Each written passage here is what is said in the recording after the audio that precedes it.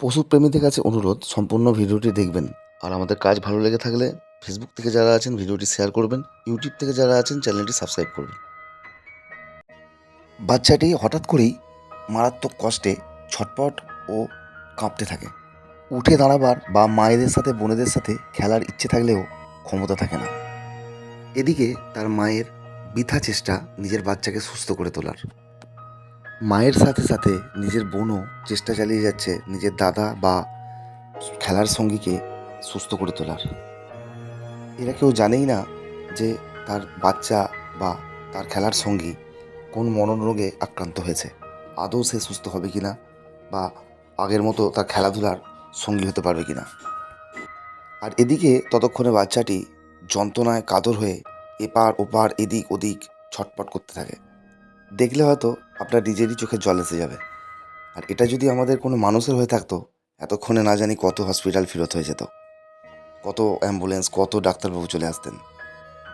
তো কিছুক্ষণের মধ্যে আমি সেখানে পৌঁছাই খবর পাওয়ার পর, এবং প্রথমে বাচ্চাটিকে একটু জল খাওয়ানোর ব্যবস্থা করি এবং তার মাথায় একটু ঠান্ডা জল দেওয়ার ব্যবস্থা করি।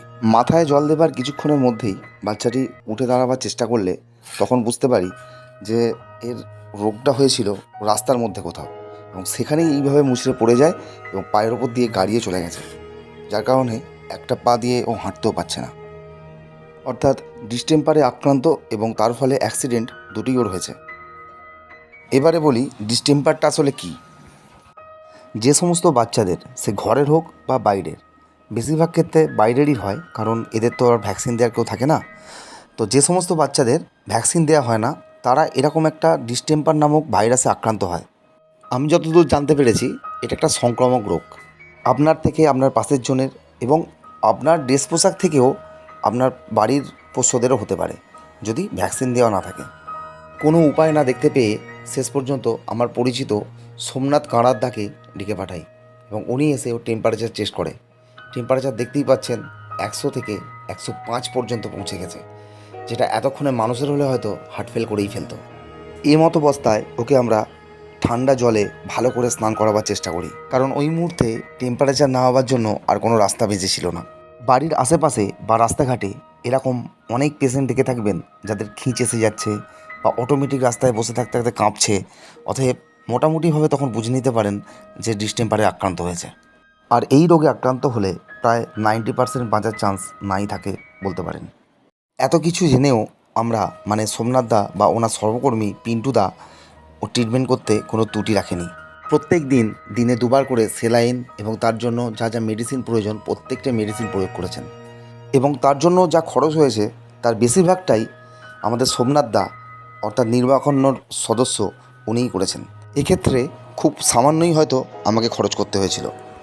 বাচ্চাটির কী কী ট্রিটমেন্ট করা হয়েছিল, কীভাবে করা হয়েছিল, সবটুকুটা নেক্সট ভিডিওয়ে দেখতে পাবেন। এরই মাঝে একটা কথা বলে নিই, এই যে ডিস্টেম্পার সংক্রামক রোগ, তাই বলে ভাববেন না যে এটা ওদের গা থেকে আমাদের শরীরেও মানুষের শরীরেও প্রবেশ করতে পারে। এই ভুলটা ভাববেন না। পশুদের থেকে পশুদের শরীরেই এটা বিস্তার লাভ করে, এবং বেশিরভাগ ক্ষেত্রেই যাদের মধ্যে ভ্যাকসিনেশন করা নেই তাদের মধ্যেই প্রবেশ করে। ভিডিওর মধ্যে প্রথম থেকেই দেখতে পেয়েছেন এই বাচ্চাটির মা, তার বোন এবং আশপাশে আরও অনেক বাচ্চা রয়েছে যারা এর সংস্পর্শে এসেছিল বা থাকে। তো যেহেতু এটা সংক্রামক রোগ যতদূর আমি জানি, তো সেক্ষেত্রে এই বাচ্চাটির সাথে সাথে আরও অনেক বাচ্চা আক্রান্ত হবে, সেটাই স্বাভাবিক। তো সেই কারণে একটা কথা বলতে চাই, যদি কোনো সংস্থা আমার ভিডিওটি দেখে থাকেন বা কোনো ব্যক্তি যদি ভিডিওটি আমার দেখে থাকেন এবং তারা যদি আমাকে কিছু ভ্যাকসিন দিয়ে সাহায্য করতে পারেন, তাহলে এই বাচ্চাগুলোকে আমি ভ্যাকসিন করতে পারি এবং বাচ্চাগুলোকে এই ডিস্টেম্পারের মতো বা আরও অনেক আক্রান্ত ভাইরাস যেমন পারভো এরকম ভাইরাস থেকে বাচ্চাগুলিকে বাঁচাতে পারি।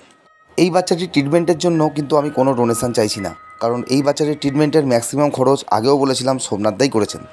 তো শুধুমাত্র যদি ভ্যাকসিন দিয়ে আমাকে সাহায্য করতে পারেন কোনো সংস্থা, তাহলে বাচ্চাগুলিকে আমি ভ্যাকসিন করে বাঁচাতে পারি। তাই এরকম কোনো সংস্থা বা কোনো যদি ব্যক্তি থেকে থাকেন তাহলে আমাকে কমেন্ট করে জানাবেন। ধন্যবাদ।